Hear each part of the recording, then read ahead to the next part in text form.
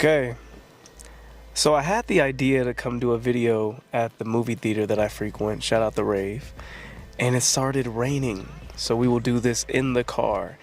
It's your boy, number 17, Mr. Jetmoto, the icy inspector, the personal pan pizza proprietor, the recliner refiner, the nerd candy negotiator. It's me. We're gonna talk about what might be my movie of the year, Obsession. Obsession is very well the best scary movie I've seen since Hereditary. And I don't say that lightly. There are three major things. If my camera falls, I'm about to catch that bad boy. I'm trying to see if it's moving. I feel like it's moving. Obsession does three things that I think is revitalizing scary movies. I know you're sick of the Insidious Part 20. I know you're sick of... Let me run down the movies that we've seen recently in the past year in the horror genre that have been completely abysmal. Let's even go back to 2024, yeah? First Omen. Ass. Tear It. Ass. Watchers. Ass. More M. Night Shyamalan. Slop. Oddity. Ass. Alien. Ass.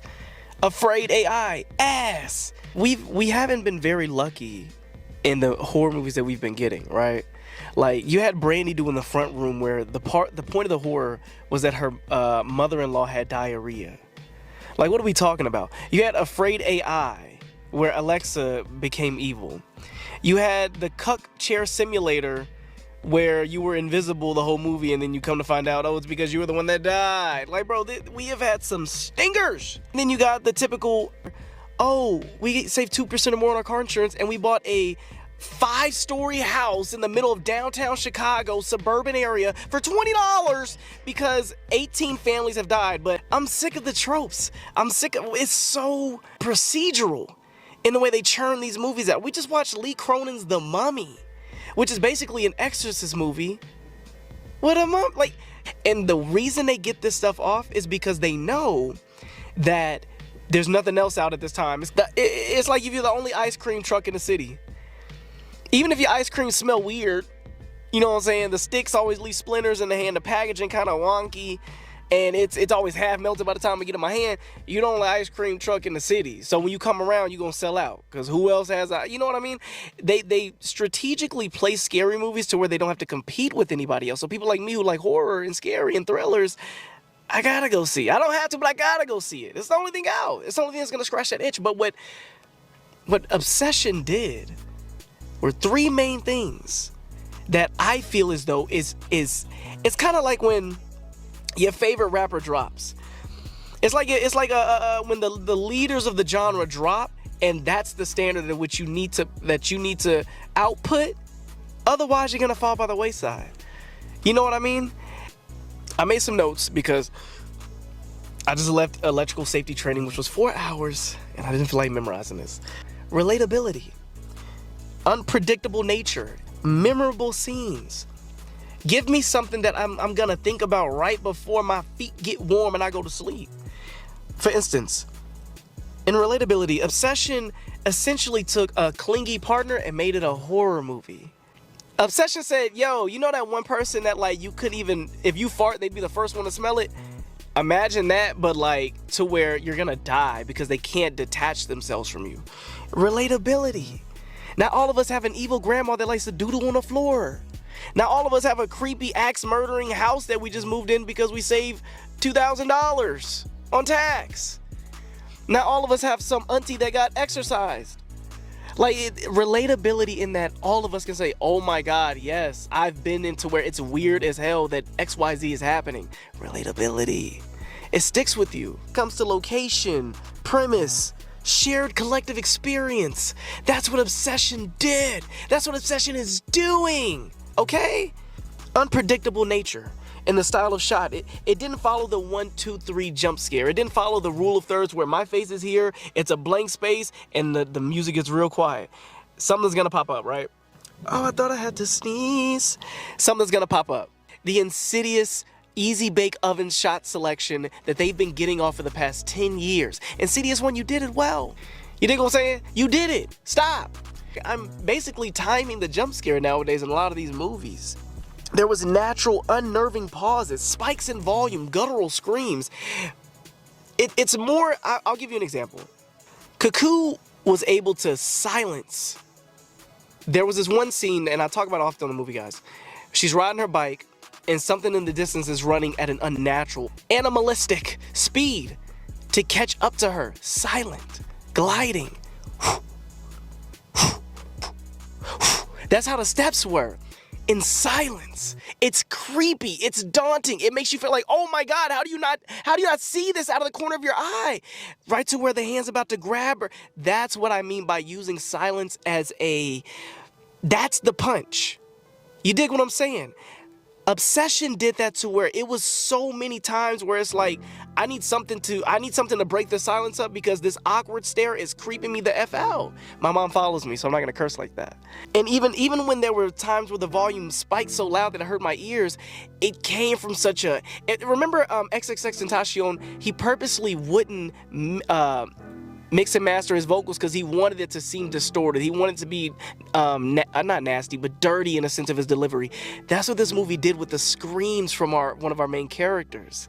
And I'm probably going to talk about a few spoilers in this, so spoiler alert, into the memorable scenes. And I'll touch on this as some of the things that made me, that stuck out to me. The backwards walking into the kitchen, the body movements when he was sleeping, eerie poetry, small details in the sense where when they're just in the living room talking, it's not said out loud, but on the TV, there's a 24/7 recording of him sleeping. The thing that adds to it is the element of humor. Humor that's not forced. Humor that doesn't require a pity laugh so that you feel engaged with the film. The acting, I believe these actors, their chemistry, it wasn't like one of them situations where The Office, where everyone, it seems too real that this is a show, but it was more so all of their reactions, their pauses in speech, breath, the way they delivered their lines, it was so natural and it felt so common that it wasn't like when daytime television, or like those movies where it's like slapstick slasher horrors, where it's like cheerleaders dating the football quarterback and she's like, Brad, you're such a dick, and then he's like, but you was loving it last night though. It's not funny. It's low effort. It's like Laffy Taffy jokes. The humor in this movie, it was to where you literally are looking at the screen, you're like, what the humor is that this is so preposterous, this is so crazy that all you can do is laugh at it. And when I found out, one of the guys on the movie guys told me that I think BT told me the writer, it was a stand-up comic, it made sense. None of the characters felt stupid. None of the characters, you didn't have that moment where you're banging your head against the wall like, oh my God, just run in a straight line, stop tripping over your thong flip-flops. Or why would you go check out the red glowing eyes in the hallway saying, is anyone out there? That idiocracy, that lack of situational awareness in any movie, any scary movie, it ruins the experience. You can't baby the audience in a way that you have to will me to say, and this is what they're gonna do. They're gonna walk down the hallway. There's gonna be it's like a Universal Studio ride. It's like you're just like, ooh, and you're just slowly going on the roller coaster waiting for the things to happen. No, make me have to question what the director has up his sleeve. Make me have to guess when the next time I'm gonna clench my thigh. Like, unpredictable nature in the style of shot and what you're truly trying to accomplish. You can tell that their goal isn't to give you something that creeps you out on the way home, creeps you out when you're alone, creeps you out when you're in a situation that mirrors what you saw in the movie. A lot of times it's genuinely, we need something to put in the trailer. How many times have you seen a scary movie and all the scary parts were in the trailer, i.e. Insidious movies? Real quick, I'm gonna just run down Obsession's strongest attributes as to why I feel as though this is what we needed to revitalize the horror space.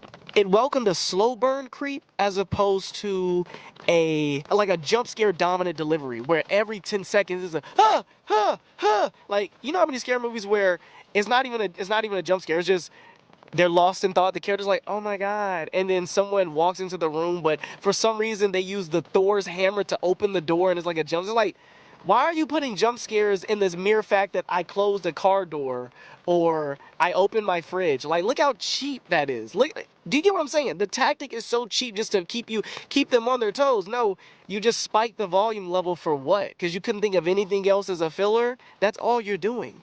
I felt like there wasn't a scene wasted in this movie. That's what I appreciated the most. He, as Larry would say, he respected my time. I'm gonna name off a few movies that I feel as though gave me these same feelings, and if you've seen these, you'll be able to see the parallels that I'm making.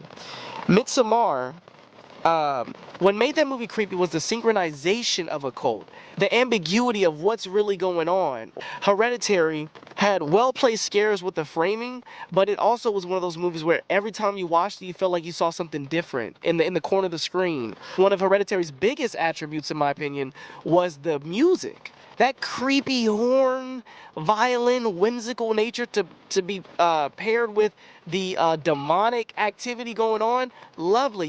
If you play a song from Midsommar or Hereditary just in the wild, you're gonna immediately think about it. And just that genre, just of those lutes, harps, strong horns, a strong brass section, you immediately think of Ari Aster. Give me a scene that makes my skin crawl the more I think about it. If it never loses its luster as a scene, you did your job as a director. The bedroom scene, the creepy walking in to and from behind the boxes, which Larry brought to my attention, those were gifts for him. Like the unnatural fast slow motion, the almost robotic sense where she was a puppet, like that. It was too precise and accurate in her motions where it felt like needles the way she was walking. And it was so fast, so quick. It was like all speed, no acceleration, just straight boom, boom, boom, instant. Even in that scene where she's watching him sleep, that soft tone where she was like, "Go back to sleep," that creepy, and I'm getting goosebumps talking about it, bro. Hold on, do you see that? I'm getting goosebumps talking about it. When she was crying, and he's like, "Yo, just stop crying, shut up, just stop crying." Her face changed. I don't even know if you watch this movie, that is not her face. That is not our actress's face. What you're seeing is the demonic spirit do you understand how creepy that is? That unless you focus your eyes on this silhouette in the corner, you're not even realizing that. Like, I saw the movie twice in one weekend. And the first time I watched it, I was like, what's wrong with her face? I go back and watch it. Those are not her cheekbones. That is not the same woman. Imagine the sick nature of this director to say, hey, just switch the actress out. That's insane. Like, I know I'm just saying it casually, but that's insane to literally just say, that is not that woman for like 3 seconds. 3 seconds in this whole film, that is not that woman. And I don't know if they did just phenomenal makeup or if that is a different set of genes, but that is not that woman. And I bet your bottom dollar, if I go on IMDb, there should be a woman named Deborah that's musty girl in the corner. That's her. Rapid emotional mood swings. Like I said earlier, let me turn this ISO up on that ass. The rapid emotional mood swings, relatability. We've all had that family member, that person we dated, that person that's at our job or at our school that is like, your mood swings are so volatile, you're scaring me. Let's go to the kitchen scene. I love this movie off the first watch. I went to see this movie a second time for this one scene specifically. Same way with Nosferatu, when I watched him slowly gain horror as he realized who he was dealing with, as he realized like, oh my God, this is Dracula, but it was silent. There was no sound. He was screaming, but there was no sound. I went and saw that movie again just to see that and then walked out of it. I watched the movie, got 32 minutes in, said thank you, went home with my icy. When she slowly walks backward and it's like a rewind, like it rewound her movements that she never made. Oh, that was so creepy. I'm in this B word sweating right now just thinking. That was so creepy. It's really hot in this car. Bro, I'm getting wet now. That was so creepy, bro. Like, and then the poetry. She did this twice. She does this wicked, disgusting, evil poetry throughout this movie to explain the mundane.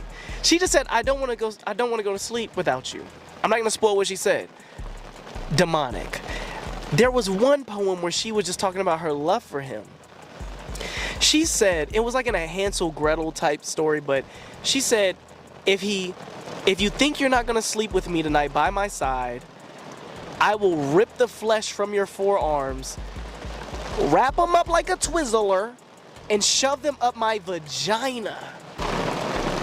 My vagina. Probably, I hope it's not too loud because it's raining. The lighting in the doorways. So many times she's a silhouette. So many times you don't even see the actress. You just know that enigma, that shadow, that's her. Sure, the vessel, but it's not her. See her nose and face, but you see the glowing in her eyes. This is what I mean by cinematography. This is what I mean by style, art, direction. Giving a You dig what I'm saying? Giving a fuck. That's what I want you to do in this scary movie. That's all I want. I don't need the next 10-part movie. I don't need the next big baddie. I don't need another Jason, Freddy, Insidious, The Mummy. I don't need 4 to 5 movies for you to flesh out this universe that's paper thin to begin with. Give me a bona fide scary film with good, and that's another thing. This movie has great acting. Great acting. He is pushing the medium forward by not just the scariness, but the acting, the music, the humor, everything is on all cylinders are going. He doesn't skip a beat at all. I watching this movie, I said 9 out of 10, no doubt. And I'm driving home, I'm like, I usually start at, I never usually give 10 out of 10. I have to sit and wait. Do I have any grievances with what I've seen until I give it a 10? On my way home, I'm like, bro, that movie is flawless.